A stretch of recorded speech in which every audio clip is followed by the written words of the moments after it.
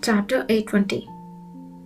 Father probably has never seen his reputation damaged in such a perfectly unexpected way in his life. It's really satisfying. Myra laughed heartily. With a relieved expression, she then made a request. I implore you to apprehend the uninvited guests who ruined Asha's funeral. I wish I could join in the effort myself, but regretfully, I lack the strength to do so in such times.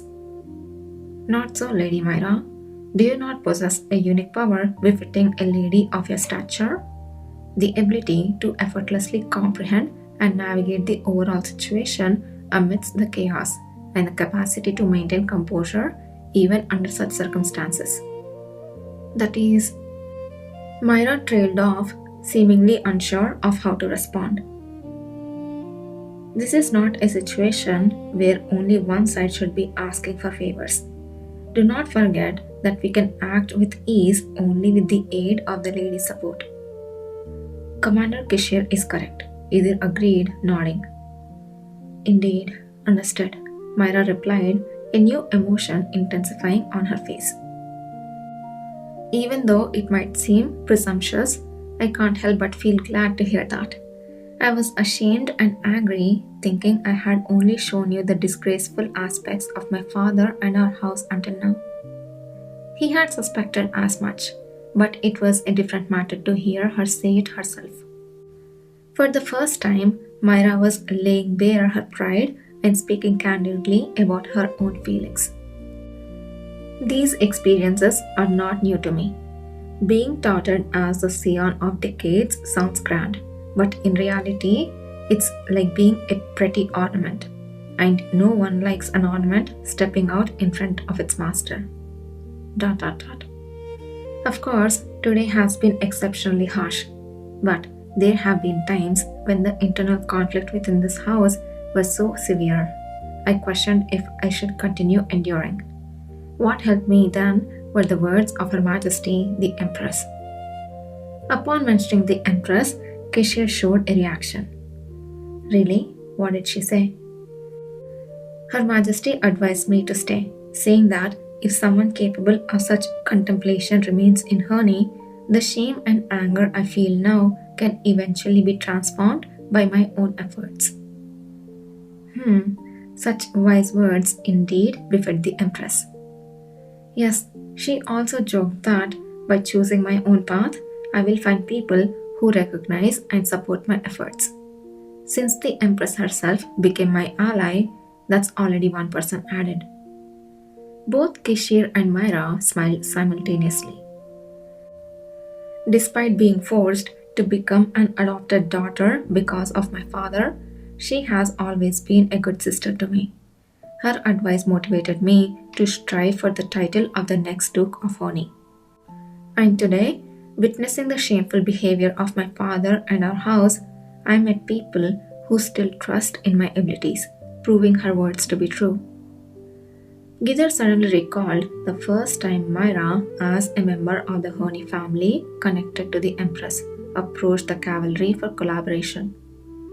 Back then, she appeared bold and intelligent, yet noticeably impatient, and somewhat inexperienced in dealing with people for negotiations. However, the Myra before him now seemed so much more mature that it was hard to connect her with that earlier image, even though not much time had actually passed. Even within a short span of time, people can change and grow remarkably. This truth was vividly felt through the weight of experience in her eyes. The people of Honi are taught to uphold the resolutions they make. Long ago, the first Duke of Honi decided to settle in the south to monitor the ancient masters who had retreated here and to protect the people.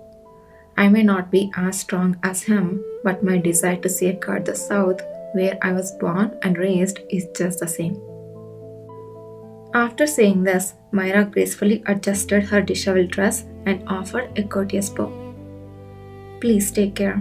I hope to see each of you return safely after completing your respective duties. Afterward, I would like to formally express my gratitude to the cavalry. They reached the outside. The scene outside the chapel was utter chaos. Witnessing the panicked screams and people fleeing, Myra's expression briefly clouded, but she quickly straightened her shoulders and called out to the bewildered soldiers of the Honey family. You there, as soldiers of the Honey family, what are you doing, losing your composure? Lady Myra?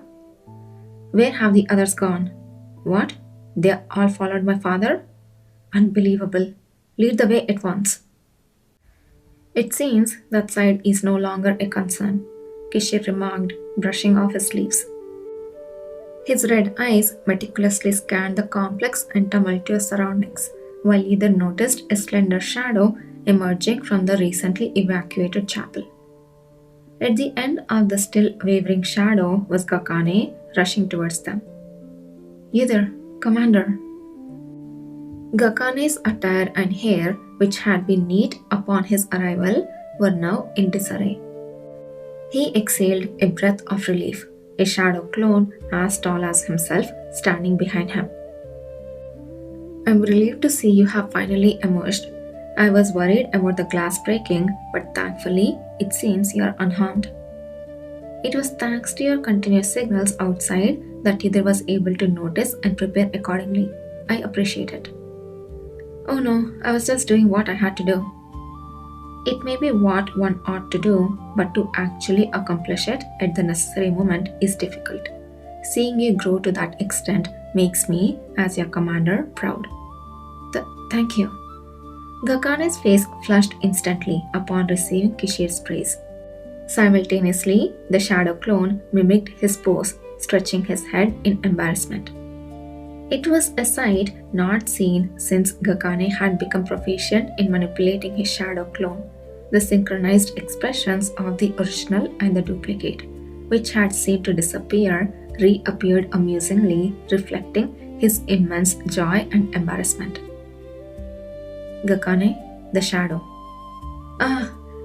Prompted by Yudha's remark, Gakane quickly regained his composure and stood straight. Then, I shall report on what happened while you were inside. Who appeared first, the sage or Nahan? First, the sage was... Oh, interrupted by Kishir, who seemed to anticipate his words, Gakane stopped speaking, looking flustered once again. However, this time his expression suggested he had expected it. Indeed, you guessed everything from my signal alone. Then I won't elaborate further. During our surveillance, Kurga and I spotted a suspicious individual attempting to meet with a noble. As we approached stealthily to confirm the identity, Nahan and his party appeared and a fight ensued. Thanks to that, we were immediately able to confirm that the suspicious individual was indeed the sage. The sage's side must have been significantly outnumbered compared to Nahan's, right? Yes, it wasn't just a few. In fact, the sage appeared alone, completely concealing his identity. At first, it was hard to distinguish him. Nevertheless, Nahan recognized him immediately despite his disguised state. So what happened then? At Kishir's inquiry, Gakane replied with a serious expression. The sage loudly called for help, and we, along with the Special Forces Brigade, set out to apprehend both parties. It was utter chaos. The fleeing crowd, the useless soldiers of the Honey family, people from the temple, and even someone claiming to be of the imperial lineage got involved. It was difficult to fight while ensuring the non-awakeners remained unharmed. Someone claimed to be of the imperial lineage. The identity was quite guessable. It was all thanks to Keol. I told him to run away as soon as he got out, but it seems everything had already ended without the need for that. Where could Keol be now?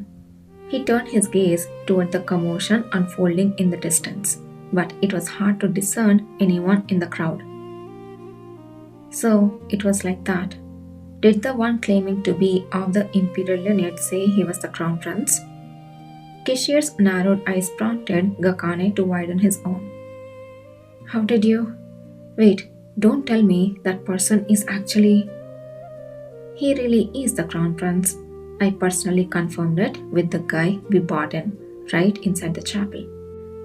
At this, Gakane blinked in disbelief, then gasped, swallowing hard. What do we do? Everyone, including me, thought it was a ploy by the sage using mind control on someone. As soon as that person stepped forward, I hit him on the back of the head and separated him from the rest. Good job, Gakane. Good job. You hit him on the back of the head? You did, Gakane? Yes, well, it was probably my shadow clone. It's quite useful for that sort of thing. ...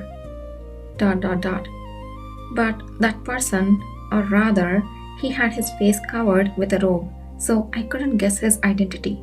I naturally thought he was a brainwashed imposter. What do we do now? If he wakes up, will I be arrested for striking a member of the imperial family? Don't worry, nothing like that will happen, Kishir assured with a smile, comforting the distressed Gakane. With me here, would a cavalry member really be arrested for such a minor incident? Gakane deserves a raise just for that.